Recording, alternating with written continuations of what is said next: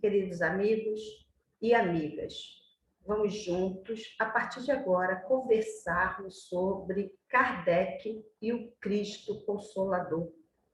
Vamos lembrar de Allan Kardec, o codificador da doutrina espírita, homem sensato, ponderado, homem de bom senso, um homem que realizou todos os seus trabalhos com muita responsabilidade, comprometimento, através de observações, análises, sem se deixar influenciar por ideias pré-concebidas. Foi, de fato, bom senso encarnado. E para a nova ciência, Kardec ele se utilizou do método experimental.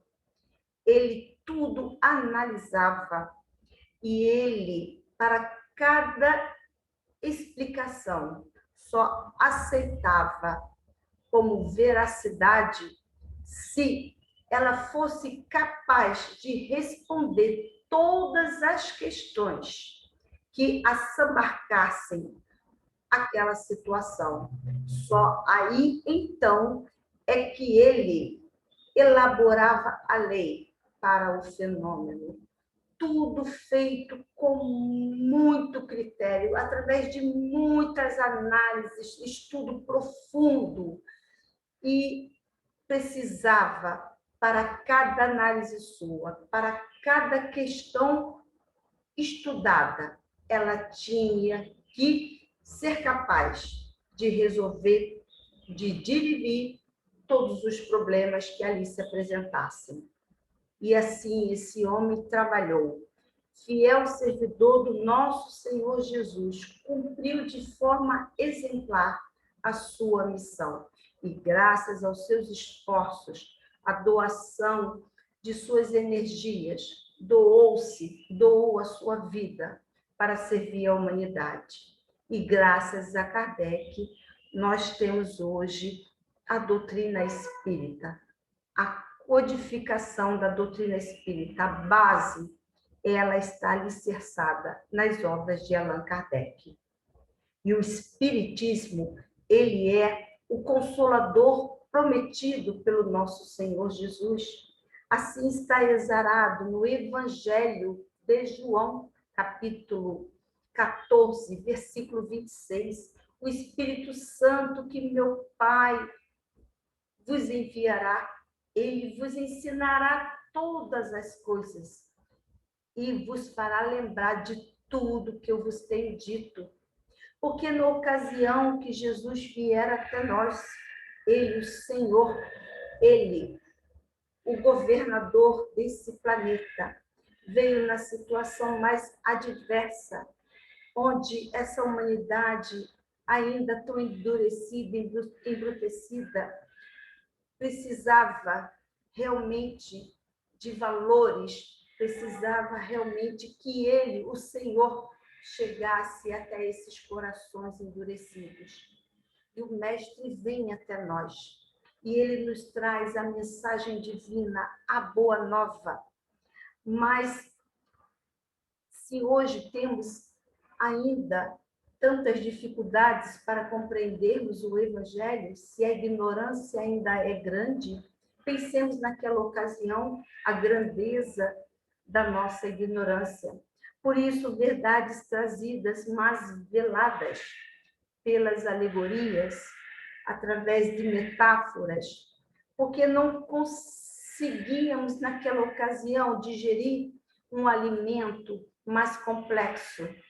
Se naquela ocasião tínhamos grande dificuldade, quais bebês que precisam do leitinho materno para se alimentar, assim o nosso Senhor Jesus, ele fazia conosco da forma amorosa, como o mestre por excelência, ele nos dava as doses de alimento de acordo com as nossas possibilidades. Ficou, então, reservado ao futuro a mensagem do nosso Senhor Jesus, ela ser mostrada de forma transparente, sem as alegorias. E assim, agora um pouquinho mais amadurecidos, temos entre nós o Consolador prometido pelo nosso Senhor Jesus. A verdade, toda fonte de amor, de sabedoria vem do Criador. Jesus, esse irmão nosso mais velho, que caminhou, que evoluiu do estado da ignorância, da simplicidade, ao galgar o patamar de ser angelical, é deste irmão mais velho que nós estamos falando, que recebe do Pai o alimento puro, cristalino e a missão de nos auxiliar na nossa caminhada evolutiva. Então, toda fonte de amor, de sabedoria, toda revelação está no Pai. Jesus recebe a missão, as orientações do próprio Criador.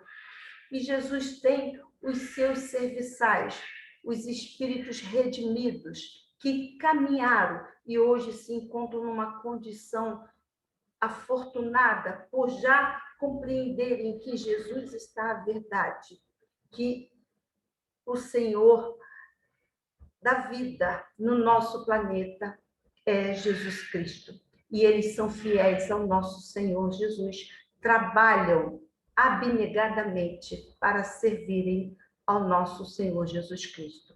E esses irmãos estão por toda parte, levantando os véus, trazendo a verdade de uma forma clara, objetiva, cristalina, para que não tenhamos a menor dúvida se o nosso Senhor Jesus falou que é pelo perdão que nós vamos limpar o nosso mundo interior, é com certeza pelo perdão. E não é perdoar uma vez, mas é perdoar ilimitadamente. Se o nosso Senhor Jesus falou que é pela caridade, pela humildade que nós vamos chegar ao reino de Deus, então a doutrina espírita, ela ratifica, corrobora e ela nos ensina, é pela caridade e pela humildade que nós vamos ser felizes e alcançarmos o reino de Deus. Então, as verdades hoje, de uma forma cristalina, não mais por alegorias, para que todos a compreendam, para que todos agora não possam mais do que falar, ah, mas eu não sabia, pois a verdade está aí no mundo inteiro, para todos que tiverem ouvidos para ouvir e a desejem. Por isso, Jesus nos enviou o Consolador. E o Consolador hoje levanta os véus, anunciando o reino espiritual, reino com nosso Senhor Jesus. E o Cristo Consolador, ele se expressa, portanto, pelas vozes desses espíritos abnegados, muito mais evoluídos do que nós, mais amadurecidos espiritualmente, com condições, capacitados pelo nosso Senhor Jesus, para o trabalho que hoje eles realizam, a fim de que nós trabalhemos pela nossa renovação íntima e façamos essa caminhada segura, firme, pelo Evangelho do nosso Senhor Jesus. No Espiritismo, o Cristo Consolador, ele está ao alcance de todas as pessoas, sem distinção, porque ele fala aos corações e ele, para entendê-lo, não precisa do saber do mundo. Na verdade, o compreende a mensagem da doutrina espírita, cada um de acordo com a sua maturidade espiritual. Ele consola os aflitos, ele trata os doentes, doentes do corpo, doentes da alma. Ele soergue os caídos, ele acolhe os naufragados e a todos esclarece e muito consola, dizendo, olha, o Pai ama a todos da mesma forma, sem distinção. E Deus ele trata todos os filhos da mesma forma. E não importa a crença religiosa, e não importam as nossas dificuldades íntimas, porque o que Deus quer é que todos os filhos evoluam, que todos os filhos caminhem em direção a Ele.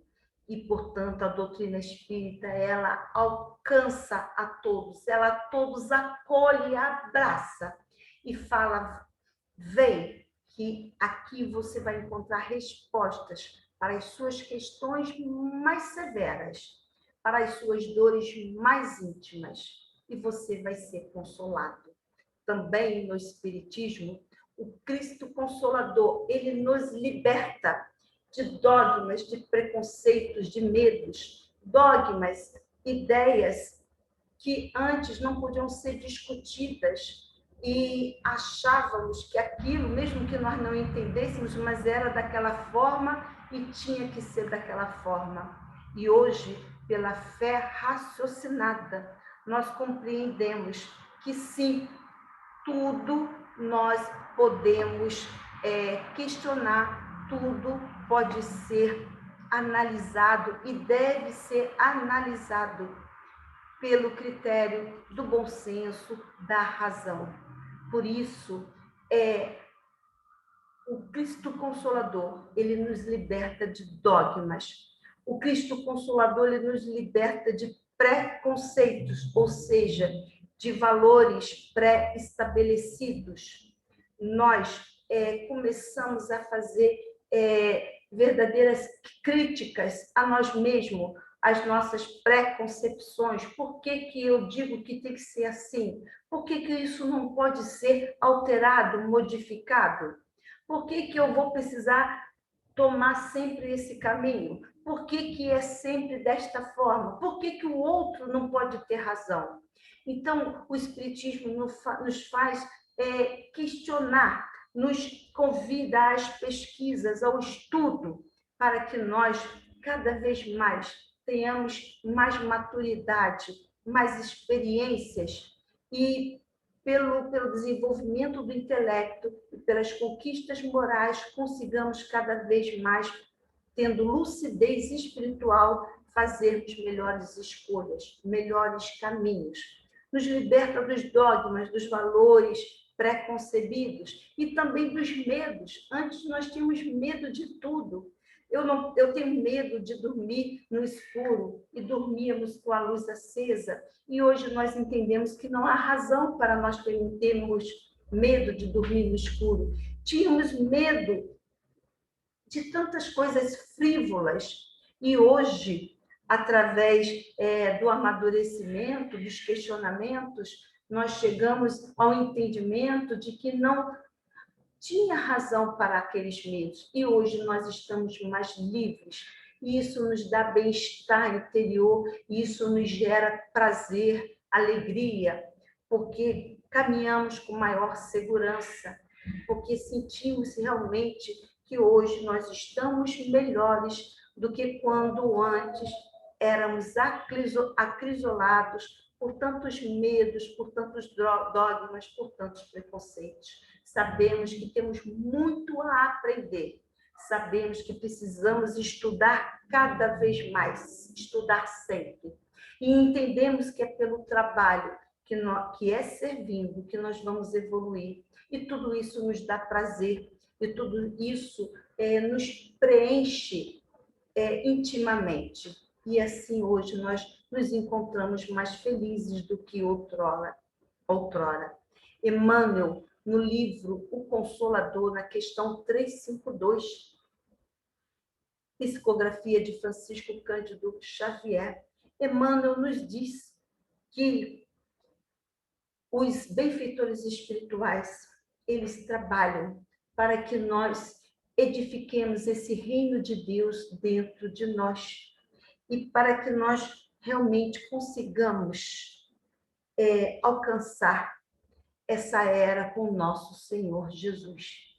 Esse é o nosso grande objetivo. E no livro Recordações da Mediunidade, por Ivone Pereira, nós vamos ter ali a explicação de que o Espiritismo guiará toda a humanidade. Porque o Espiritismo, pela fé raciocinada, porque trata todas as pessoas da mesma forma, porque nos convida à verdadeira fraternidade, ao sentimento de amor, nos religando a Deus única e exclusivamente pelo amor, sem dogmas, sem preconceitos, sem separatividade. O Espiritismo, ele nos convida à edificação do reino de Deus dentro de nós, dizendo que o alicerce é o amor. A humanidade, ela se encontrará redimida pelo amor. Isso significa dizer que nós só evoluiremos quando colocarmos o amor em prática e vivência na nossa vida. Pelo amor, nós chegaremos à nossa redenção. É pelo amor, o que significa dizer chega de brigas, chega de ofensas, chega de maledicências, chega de discussões estéreis. Não, nós não precisamos mais dessas coisas. É pelo amor, que significa dizer que é pela união, é pela fraternidade, é pela compreensão, é pelo respeito, é pelo carinho, é pela paciência que nós vamos evoluir, que nós vamos caminhar para Jesus, edificando o reino de Deus dentro de nós. Então, é assim, se no Espiritismo nós temos o Cristo Consolador, que alcança, abraça toda a humanidade e a todos consola e esclarece, desde que queiram. Se o Espiritismo nos liberta de tantos medos, dogmas, preconceitos, se ele está à disposição para que entendamos que o reino divino deve ser construído, trabalhado na nossa intimidade, e é pelo amor. Meus amigos, nós temos o Cristo Consolador conosco, nós temos a misericórdia divina em plena ação no mundo para tratar todos nós, espíritos enfermos, como nós ainda nos encontramos. Mas o Espiritismo, na feição de Cristo Consolador, ele também nos adverte, ele nos ensina que não há razões para idolatria. Ele repudia qualquer tipo de idolatria. A exemplo de Paulo, na sua primeira epístola aos Coríntios, quando Paulo, ele nos adverte: não vos façais idólatras. Primeira epístola aos Coríntios, capítulo 10, versículo 7. Não vos façais idólatras. Assim Paulo nos orienta. O que significa dizer que Allan Kardec é o codificador da nossa doutrina e merece todo o nosso respeito, toda a nossa gratidão, todo o nosso amor, por um trabalho grandioso, por toda a sua doação. Os benfeitores espirituais que velam por nós, que nos educam, que nos auxiliam, merecem todo o nosso respeito, todo o nosso carinho também. Todos aqueles que hoje obram pelo bem merecem nosso respeito, nosso carinho. Todos os irmãos encarnados e desencarnados que servem ao nosso Senhor Jesus merecem a nossa gratidão, o nosso respeito, o nosso carinho.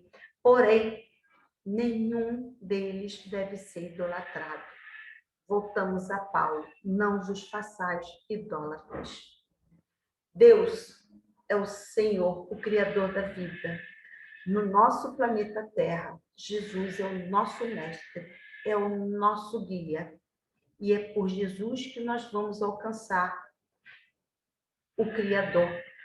E todos os demais que hoje nós admiramos e respeitamos muito, muito, muito, todos eles servem ao nosso Senhor Jesus. Por isso, temos cuidado, porque idolatria é paralisia da alma. Aquele que idolatra prejudica a si mesmo. e de alguma forma atrapalha o outro a quem idolatra. Caso esse possa de alguma forma se sentir influenciado por essa idolatria. Mas, logicamente, quanto mais o ser é evoluído, ele se libera das lisonjas e ele coloca todas as graças a Jesus. Porque todo o mérito, todas as graças, elas vêm do nosso Senhor Jesus, que as recebe do nosso Pai de amor, de infinito amor, todo justiça, todo misericórdia. O único mestre que nós temos é o nosso Senhor Jesus. E a nossa meta, o nosso grande objetivo, a nossa luta, é para construirmos o reino de Deus dentro de nós. Reino de Deus que deve ser construído na nossa morada íntima, no templo sagrado do nosso coração. É aí que o reino de Deus deve ser construído. Porque se edificarmos o reino de Deus dentro de nós, seremos desde já partícipes dessas bem-aventuranças e estaremos trabalhando ativamente para que toda a humanidade caminhe, evolui. São pelos exemplos, são pelos comportamentos, são pelas demonstrações que o ser se mostra na construção desse reino de Deus dentro de si. Não são pelas palavras, mas são as suas ações, são as suas obras que mostram o quanto ele está no caminho do bem, na vivência do amor, na prática do Evangelho do nosso Senhor Jesus. Trabalhemos por edificar o reino de Deus na nossa intimidade. E assim estaremos cooperando pela evolução de nossos irmãos em humanidade e estaremos trabalhando para que um dia sejamos dignos, por mérito, de habitarmos moradas mais felizes. Trabalharmos no amor, vivendo na caridade, no comportamento humilde. E é assim, nesse esforço, que vamos trabalhar com fé, confiança no amanhã. Com certeza o amanhã vai ser mais feliz do que hoje, porque é assim que Deus quer. Porque Deus é bondade, porque Deus é justiça e misericórdia. Porque Deus quer o bem-estar e a felicidade de todos os seus filhos. Por isso, confiemos no amor infinito do Pai. As dores de agora, elas são necessárias para o nosso amadurecimento, para a renovação íntima, mudança de comportamentos, para quebrarmos paradigmas, para mudarmos valores dentro de nós, para fazermos diferente. Agora é mudança para a solidariedade, é mudança para a fraternidade. Então as dores nos chegam para que esse futuro ele realmente mostre uma humanidade regenerada. O Pai é amor e é pelo amor que Deus quer que todos nós caminhemos, tenhamos fé, muita esperança no futuro e vamos ao bom combate. Combate esse que começa conosco mesmo, olhando para dentro de nós, nos observando o que nós estamos querendo, o que nós estamos falando, para assim, corrigindo a nós mesmos, já sermos mais um a somar no caminho e no trabalho do bem. Tenhamos fé no futuro e vamos ao bom combate, no entendimento seguro de que a verdadeira luta ela se faz contra as nossas disposições inferiores. É o olhar para a nossa intimidade, percebendo aquilo que não está bonito dentro de nós, os interesses mesquinhos, aqueles comportamentos que, de alguma forma, nós estamos querendo nos envaidecer, alimentar o orgulho, o egoísmo. É disso que nós estamos falando. É luta contra as disposições inferiores que jazem na nossa intimidade. A imagem simbólica do anjo caído, na verdade, ela demonstra aquele que tem um conhecimento, sabe da verdade, e, no entanto, se deixa sucumbir pelas tentações. Não é bem um anjo caído, pois se ele já sabe o caminho do bem, pois ele se já compreendeu, pois se ele já assimilou o ensinamento, mesmo assim, ele se deixa influenciar, se deixa levar pelas tentações, é um anjo caído, porque ele não precisa mais disso. Ele já conhece o caminho do amor. Quer dizer que são essas tentações que nos fazem sucumbir. São as brechas que jazem na nossa intimidade. São valores inferiores, são as paixões inferiores, são os vícios inferiores que nos fazem sucumbir, que nos levam às quedas. E aí, conhecendo o caminho do bem, do amor, sabendo o que é correto, e se nós nos deixamos levar pelas tentações, eis que nós podemos, simbolicamente falando, estarmos na imagem desse anjo caído. Pois se eu sei e aprendi com nosso Senhor Jesus, que é dando que nós vamos evoluir, que não saiba a vossa mão esquerda, que oferece a vossa mão direita, que é dando despretensiosamente. É assim que nós vivemos na caridade, pois então, qualquer coisa longe dessa verdade, estaremos nós cedendo às tentações inferiores. E elas vão nos levar às quedas. Trabalhemos, portanto, na luta contra as nossas disposições inferiores. E se a meta é a conquista do reino de Deus, e se as virtudes por excelência que nos abrem as portas desse reino se chamam humildade e caridade, é na vivência, na prática do amor, e é com humildade, com total desinteresse que se serve. Então, vamos aqui a um grande exemplo. Mais uma vez, vamos a Paulo. Na segunda epístola aos Coríntios.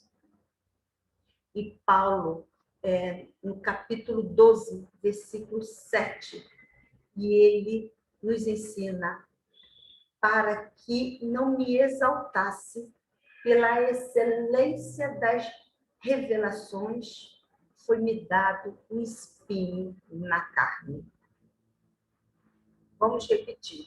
Paulo nos ensina na segunda epístola aos Coríntios, capítulo 12, versículo 7, para que não me exaltasse pela excelência das revelações, foi-me dado um espinho na carne.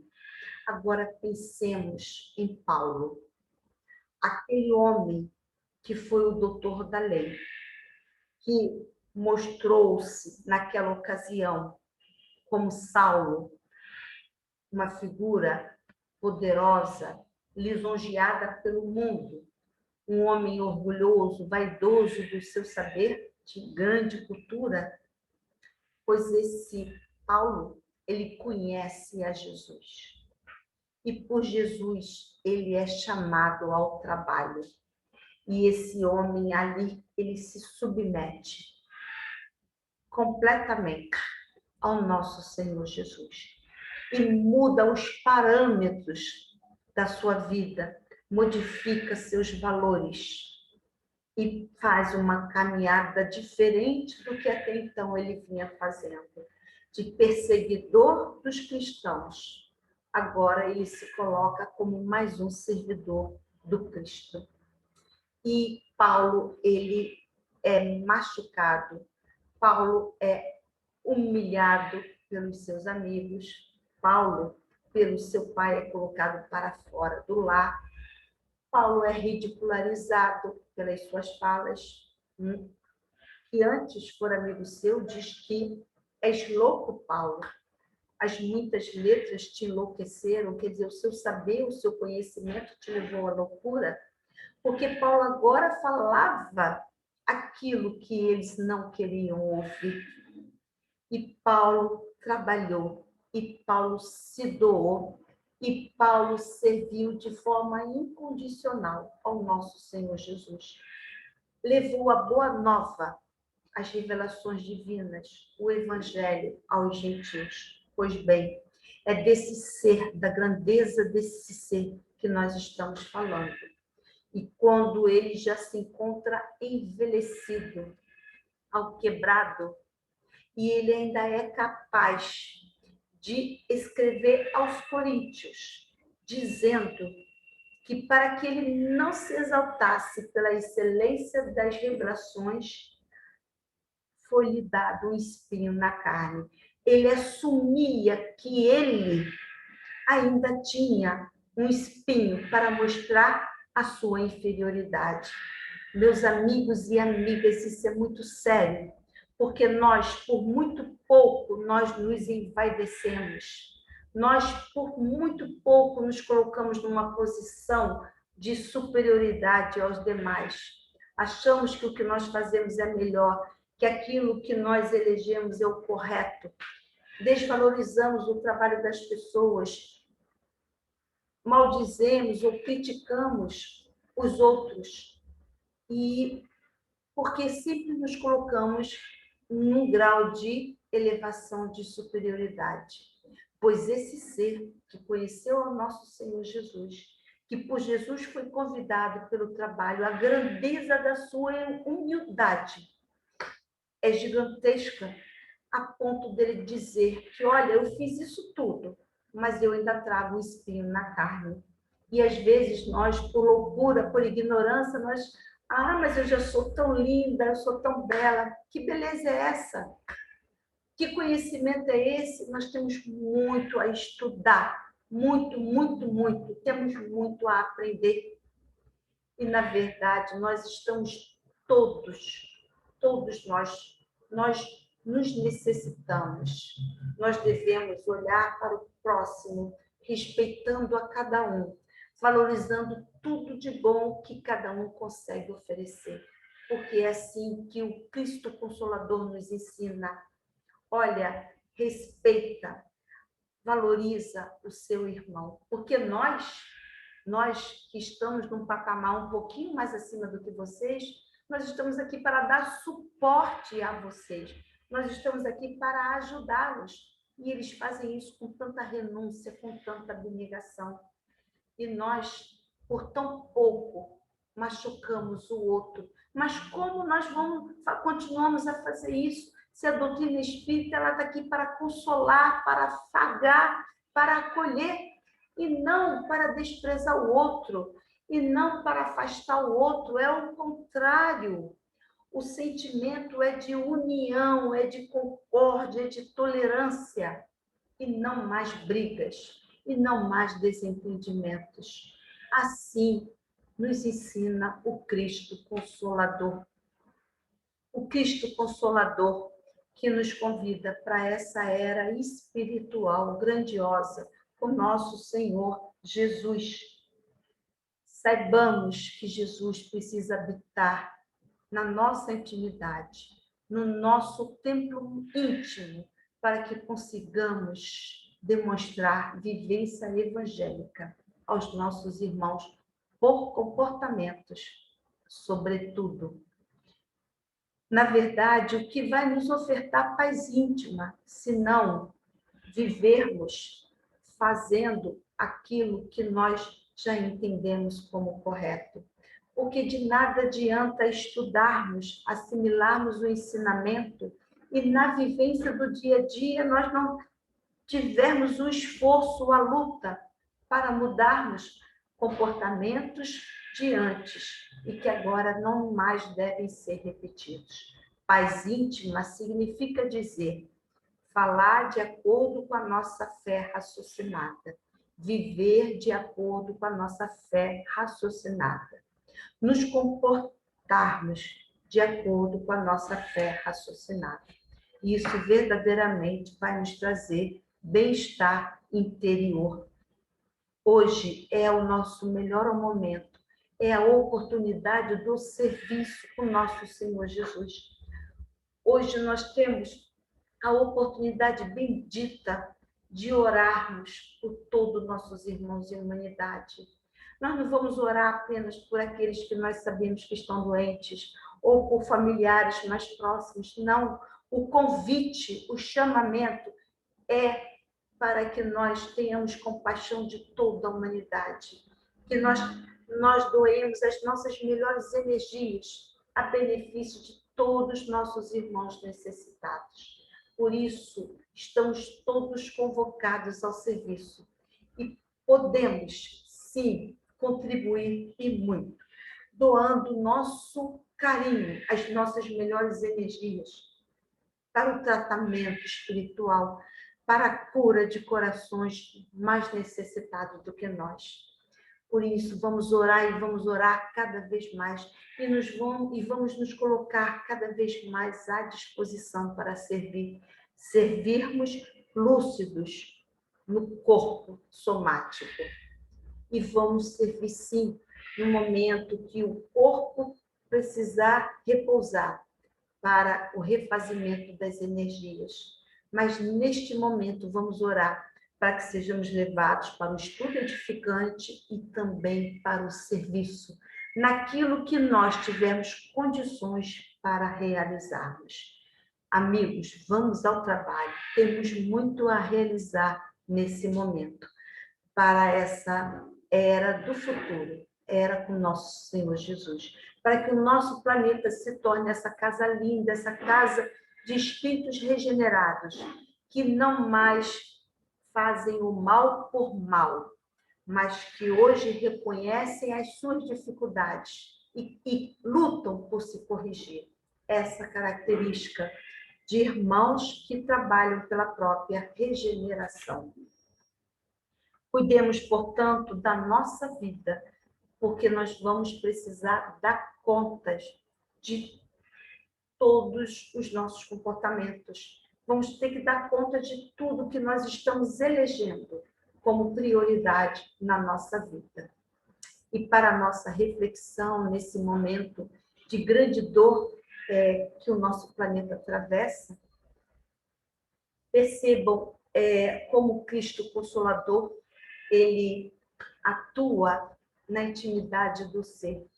Nós vamos falar aqui de uma companheira ginecologista, obstetra, que ela pegou o Covid. E essa irmã, trabalhando nos hospitais, servindo aos irmãos, às irmãs, né, ginecologista, obstetra. Pois bem, essa irmã ficou enferma, pegou Covid e ficou hospitalizada.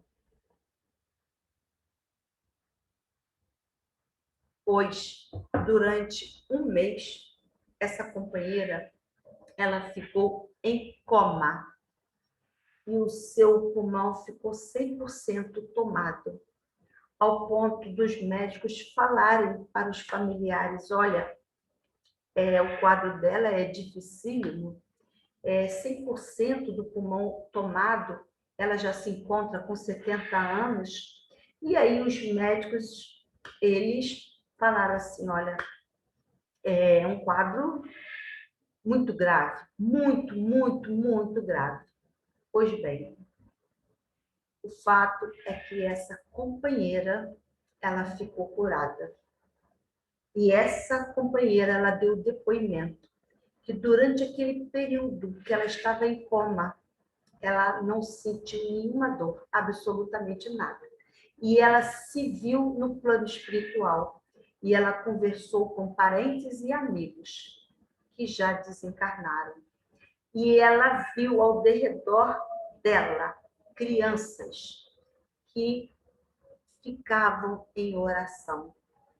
E quando ela se recuperou da doença, e hoje ela já está em plena atividade, trabalhando nos hospitais, servindo, ajudando, e ela é uma boa médica, que ela ajuda muitos e faz a caridade, pois ela falou assim, olha, meus parentes, meus familiares já estavam sem esperança, e os médicos também já falavam que não tinha jeito, e, no entanto, aqui estou eu, trabalhando.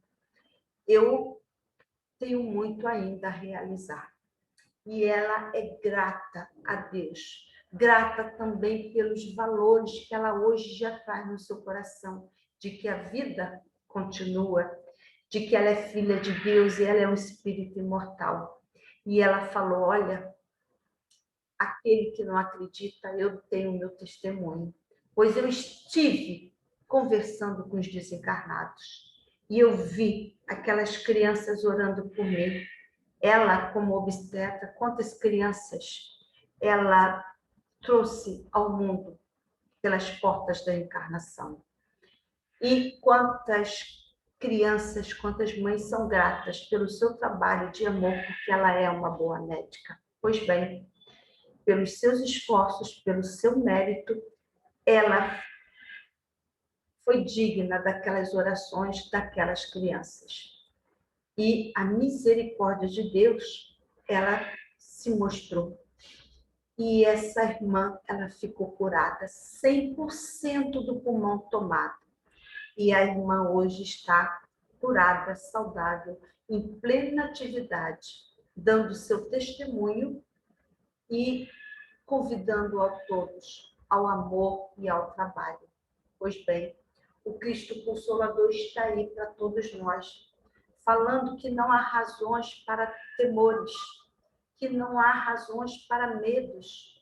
Amigos, tenham bom ânimo, tenham fé. A vida, ela é bela, a vida é de Deus. A vida de vocês é para ser vivida com alegria, com esperança. Confiem, trabalhem, sirvam, façam o bem. E no amanhã, vocês ainda estarão em condições melhores, se assim vocês caminharem pela estrada do amor. Por isso, queridos irmãos, vamos juntos nos unir pelas orações, a benefício de todos nossos irmãos em humanidade. Vamos alimentar dentro de nós a confiança e a esperança. Vamos falar para todos que o mundo é uma morada maravilhosa, porque é uma morada de Deus. Porque o Senhor dessa morada é nosso Senhor Jesus. Porque Deus nos ama, porque Deus só quer o nosso bem. Vamos ser nós os arautos da alegria.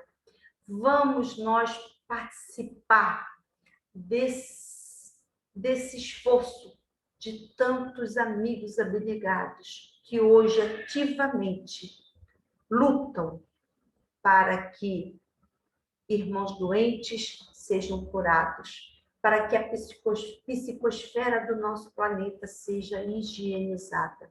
Pois então, meus irmãos, vamos à luta.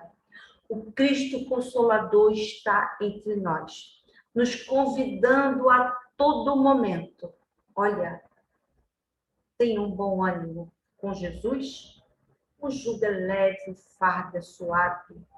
Vamos ao trabalho, se soergam. Olha, não se lamentem, não reclamem, não se queixem. Tudo vai dar certo, porque assim Deus quer. E porque Jesus está no comando. E porque Jesus tem servidores em toda parte, trabalhando, fazendo bem. Por isso, vamos ser mais um a ajudar.